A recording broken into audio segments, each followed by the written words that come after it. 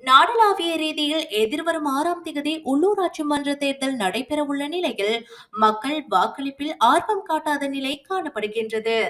Juicy தி clothing store முழு குடும்பத்தினருக்கும் தேவையான அனைத்து ஆடை அணிகலன்களையும் ஒரே இடத்தில் கொள்வனவு செய்யுங்கள். அனைவருக்கும் ட்ரெண்டிங்கான எக்ஸ்க்ளூசிவ் கலெக்ஷன்ஸ் எங்களிடம்.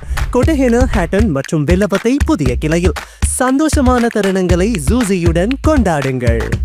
இந்த நிலையில் யாழ்ப்பாணத்தின் பல்வேறு பகுதிகளில் தேர்தல் தொடர்பில் சர்ச்சையை ஏற்படுத்தக்கூடிய சுவரொட்டிகள் ஒட்டப்பட்டுள்ளன. குறித்த சுவரொட்டியில் அன்பான வாக்காளர்களே, 3 கோமாளிகளும் ஒரு பைத்தியமும் போதும், இனிமேலாவது பொறுப்புடன் வாக்களிப்போம், யாழ்ப்பாணம் கல்வி சமூகம் என குறிப்பிடப்பட்டுள்ளது. இந்த சுவரொட்டிகள் தொடர்பில் பலரும் பல்வேறு சந்தேகங்களை வெளிப்படுத்தி வருவதோடு சமூக ஊடகங்களிலும் இந்த விடயம் அதிகமாக பகிரப்பட்டு வருகின்றமை குறிப்பிடத்தக்கது. இதே நேரம் உள்ளூராட்சி மன்ற தேர்தலில் சுமார் 70,000 வேட்பாளர்கள் போட்டியிடுகின்ற போதிலும் சுமார் 10,000 வேட்பாளர்கள் மாத்திரமே நேரடி தேர்தல் பிரச்சாரங்களில் ஈடுபட்டுள்ளனர்.